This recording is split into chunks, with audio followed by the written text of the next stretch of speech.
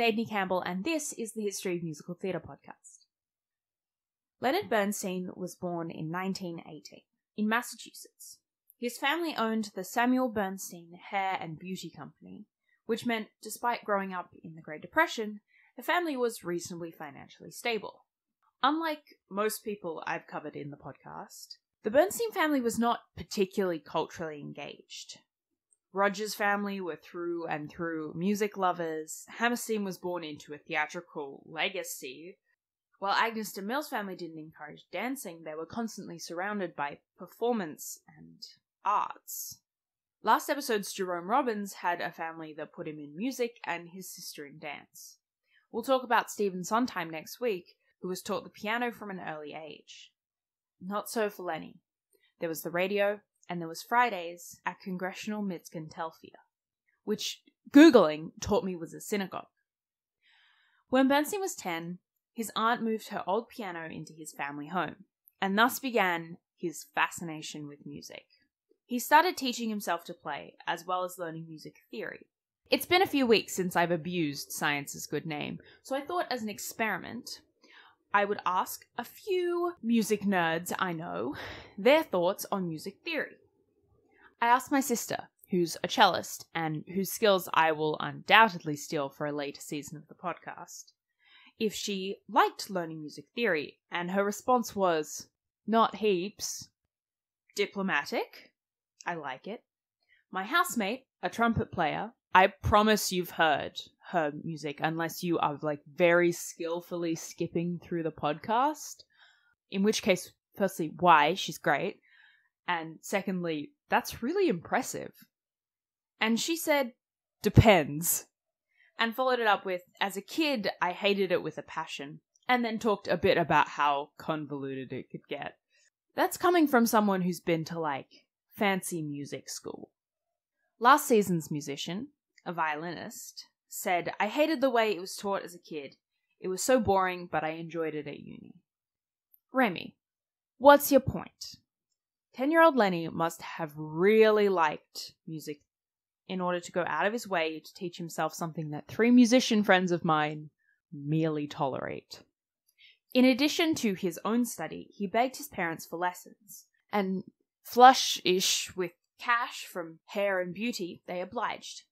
At 13, he began studying with Susan Williams at the New England Conservatory of Music, playing Caphovine Fantastique, Tendre à vous, and Brahms' G minor Rhapsody. His early education was serious classical music, the kind you sound dumb if you try and pronounce. And the next year, he started playing piano with Helen G. Coates, who would later become his secretary.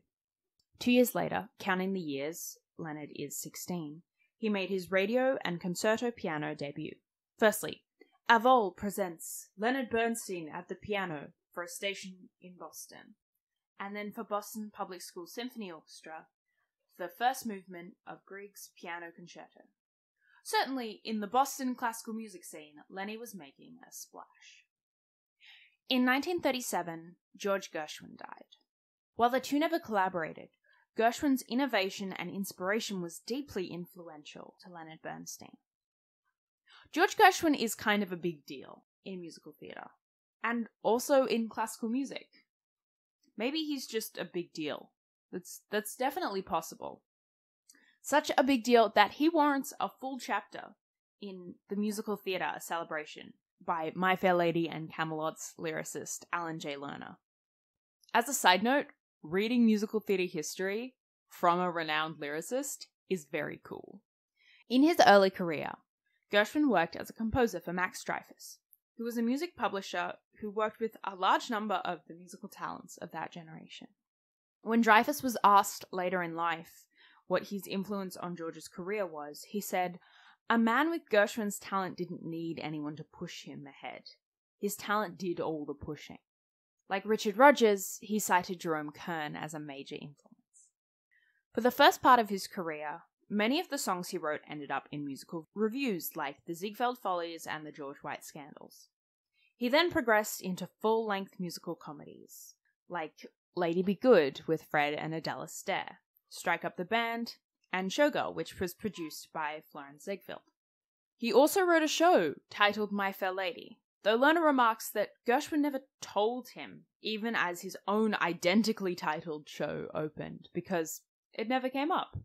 Perhaps somewhat opposed to this extreme humility was Gershwin's habit of sitting at a piano at the beginning of a party and not leaving until the end. Which is cool if you're George Gershwin.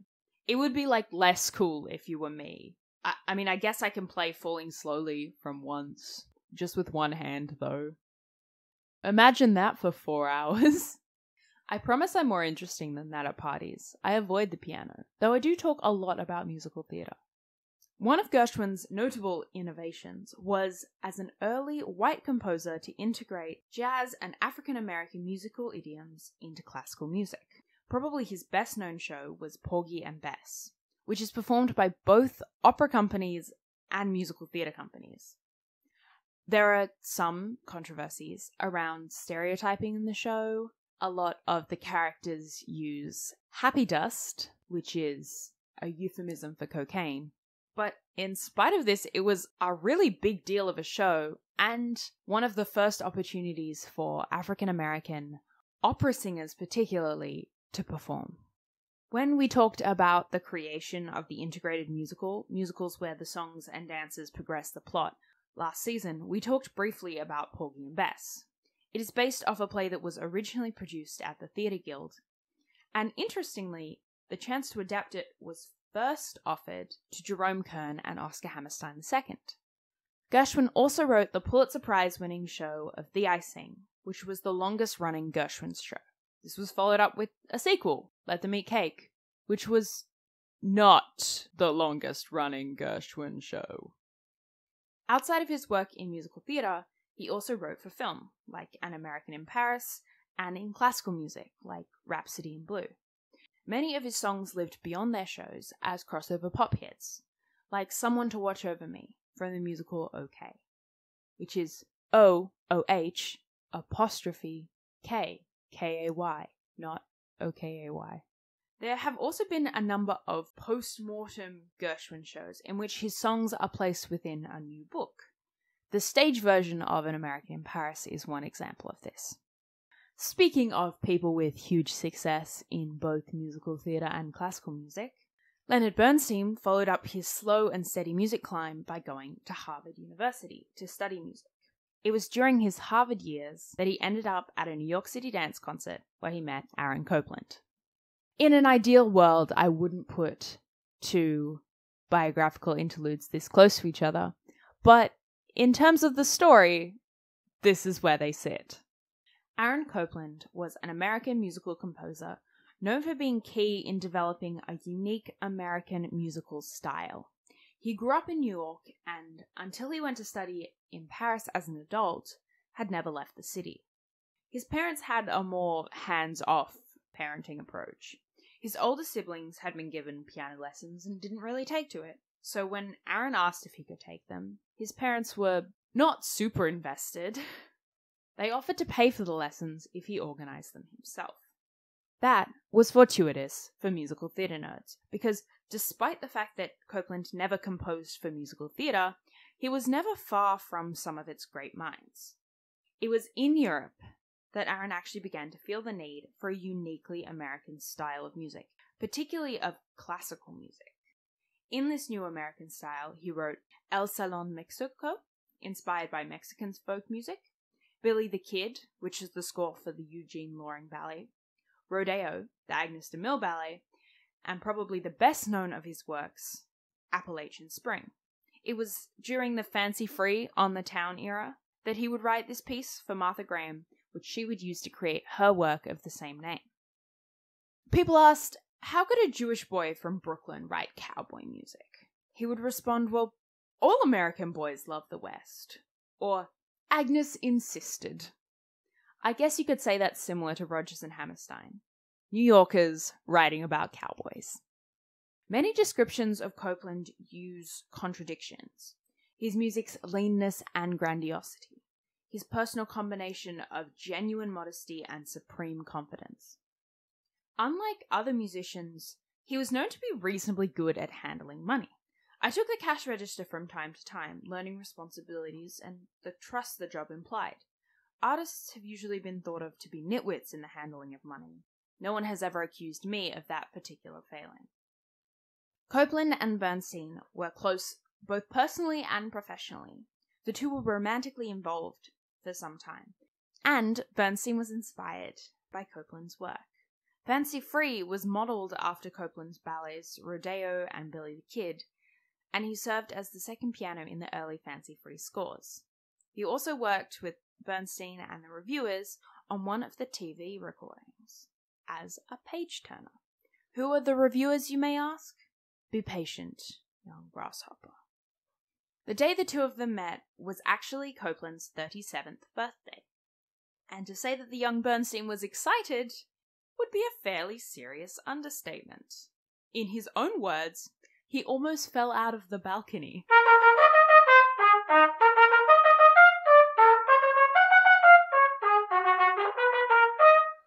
Equipped with a fancy degree, cum laude, in fact, Bernstein set off in the music world.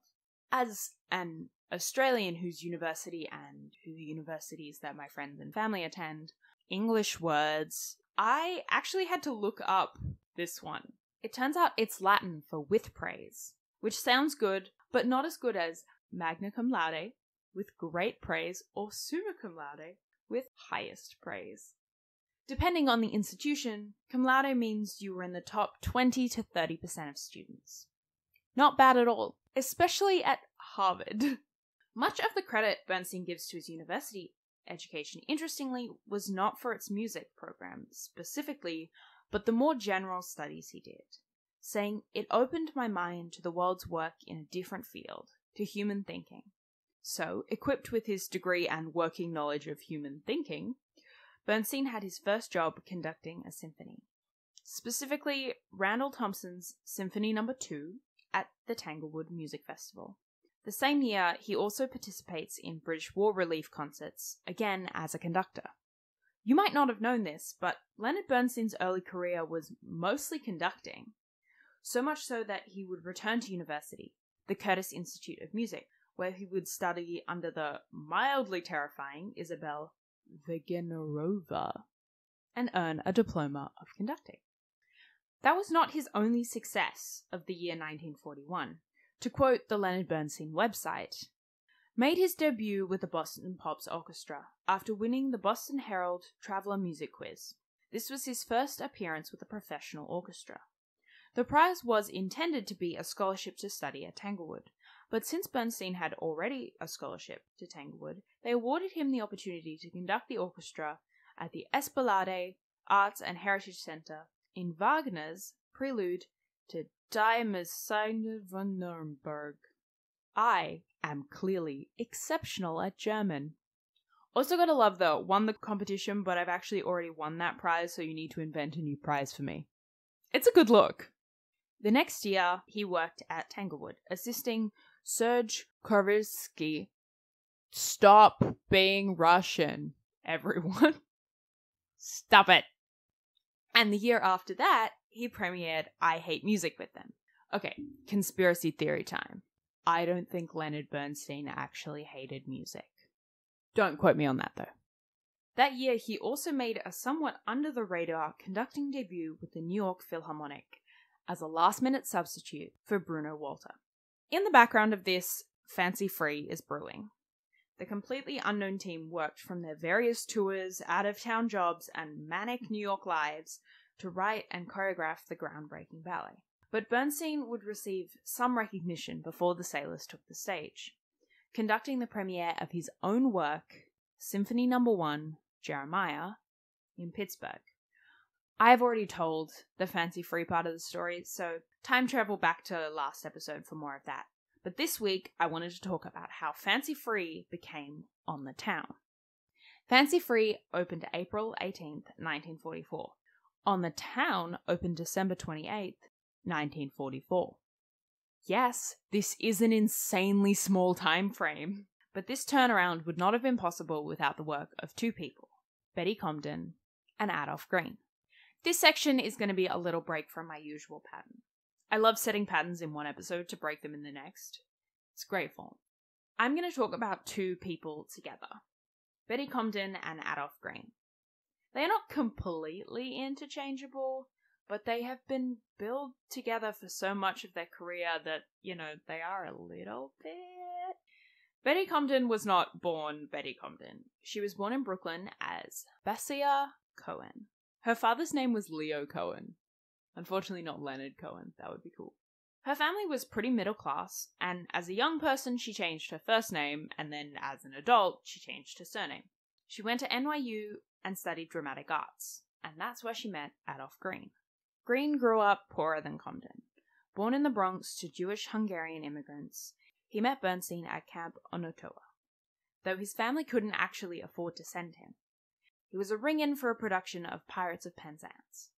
Gilbert and Sullivan operettas at Jewish summer camps play a much larger part of this story than I'd initially expected. Adolf's first job was as a Wall Street runner, which was basically being a pre-internet email service. Then everything changed when the Fire Nation attacked. There was a venue called the Village Vanguard, a nightclub, and they wanted some entertainment. Green offered to put a show together, and thus began The Reviewers. It was a musical sketch comedy show with 5 core writer-performers: Judy Tumbum, John Frank, Al Hammer, Betty Comden, and Adolf Green. The ensemble was accompanied in each show either by a small jazz set or a single pianist, like, for example, Leonard Bernstein. The shows were social satire, a mix of skits and songs, sometimes with a short musical in it. They took inspiration from a wide variety of sources: opera, literature, whatever was on the news or radio. It reminds me somewhat of Lin-Manuel Miranda's 21 Jump Street. Others see it as a kind of precursor to Saturday Night Live. Whatever it was, it received good reviews. One publication said their wit stabbed everywhere. It was successful in spite of its unglamorous beginnings. Comden noted that the 5 of us were not a group to begin with. The only thing we had in common was that we were unemployed and we knew each other vaguely from meetings in casting offices, agencies, and drugstores. It was also a fairly low-budget production. Quoting Comden again, "We couldn't afford to buy material. We had no money to buy royalties, so we started to write. And write they did. Their work was well-loved, and their act was actually the starting ground for Judy Holliday." Their little nightclub act didn't stay little, or only little forever. The group recorded some of their shows, both for radio and television. Betty and Adolf would also become lyricists and librettists on Broadway, beginning with On the Town. Later, they'd write Billion Dollar Baby, Wonderful Town, Two on the Aisle, Peter Pan, Say Darling, Hallelujah Baby, You're a Good Man, Charlie Brown, and Bells Are Ringing, which was a star vehicle for Judy Holliday.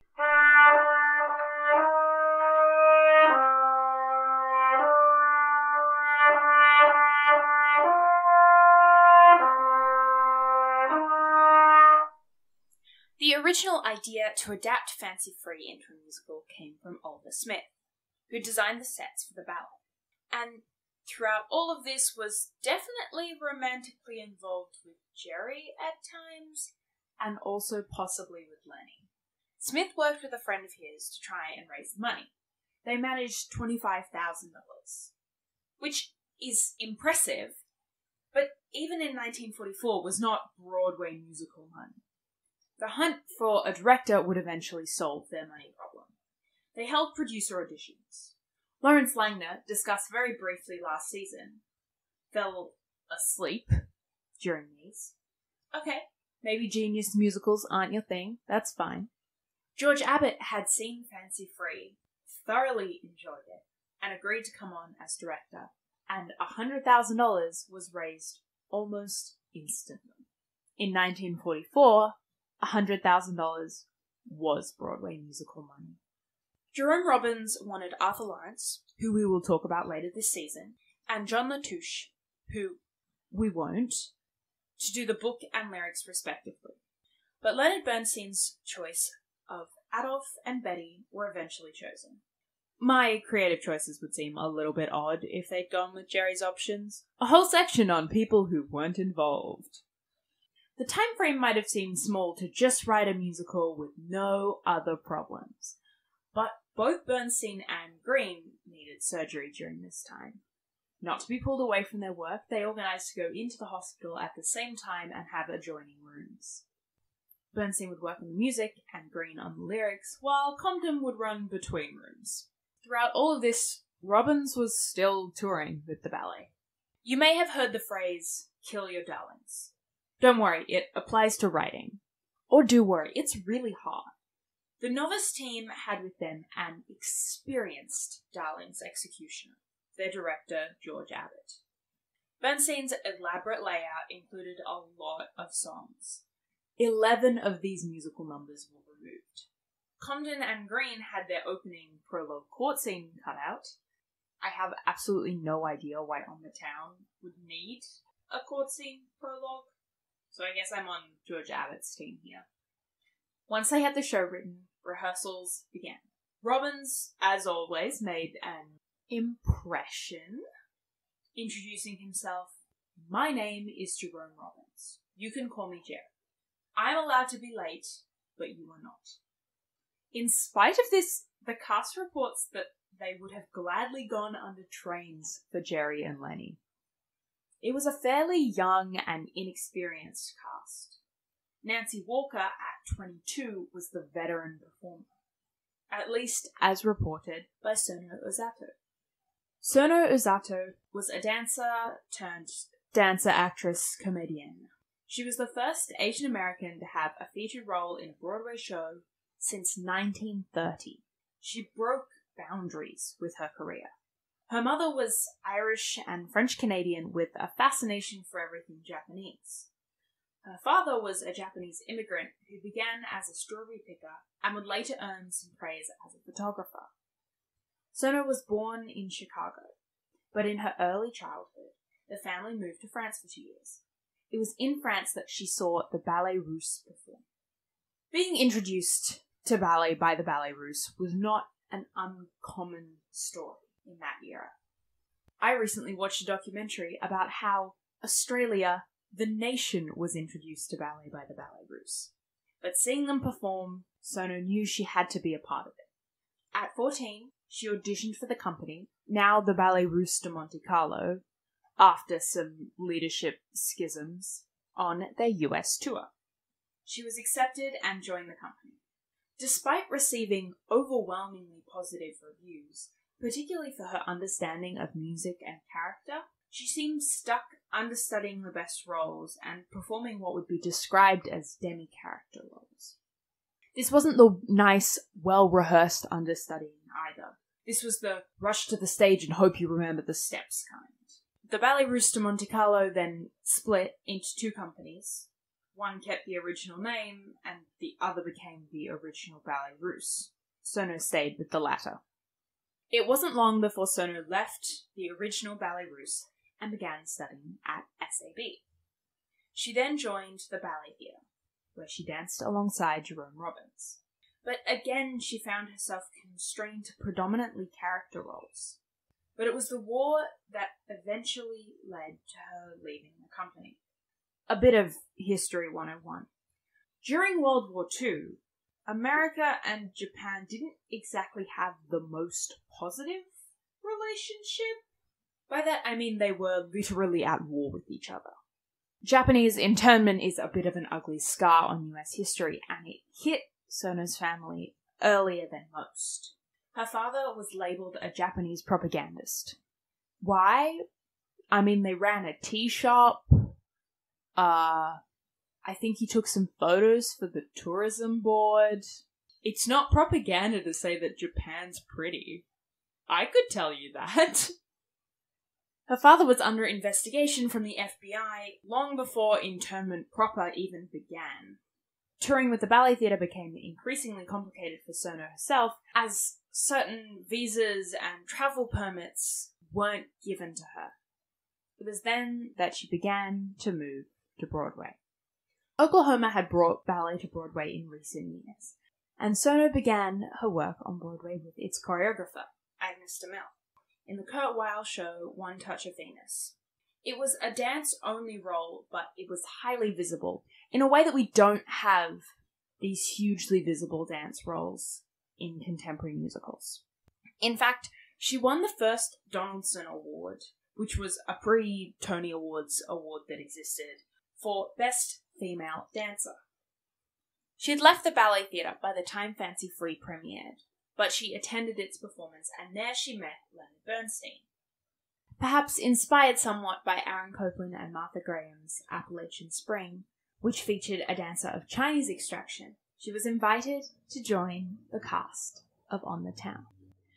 The show had only 2 weeks of out-of-town tryouts in Boston, which was shortened further as snow delayed the delivery of sets. In spite of this and all of the other insanity, On the Town opened on Broadway to good reviews and enjoyed a pretty remarkable run. The team were now luminaries of both ballet and Broadway. The show itself featured Bernstein's signature Copland and Gershwin-inspired mix of classical and popular music sounds. There was also more dancing in On the Town than I think even West Side Story. It was almost totally a dance show, according to Jerome Robbins. Once again, we are far too far into the episode for me to cover in great detail everything else Leonard Bernstein did between On the Town and West Side Story. But I am going to give you a highlight reel. Leonard Bernstein continued to have a 3-pronged career: Broadway, ballet, and classical music. In the first category, he wrote music for Wonderful Town, Peter Pan, The Merry Mountains One, and Candide, which people argue is an operetta. And why does the history of musical theatre want me to spend my whole life talking about the subcategories of musical adjacent genres? If I write a PhD, that will probably be what it's on. For the ballet, he continued to work with Jerome Robbins, noticeably writing for Simile, which Robbins would choreograph, as well as conducting multiple performances. This brings us to classical music, where Bernstein began. He spent 3 years at the New York City Symphony as its director. He would then go on to make his European debut in Prague, lead a concert at the Israel Philharmonic Orchestra, which had recently been renamed. He was also the first American to conduct at the La Scala Opera House. Next week, we are going to be meeting probably the best known and, at the time, least experienced member of the production team, Stephen Sondheim. We'll be exploring his youth, his relationship with Oscar Hammerstein, some of his lyrics, and a typo with some odd implications. Until then, something's coming, and it's going to be great.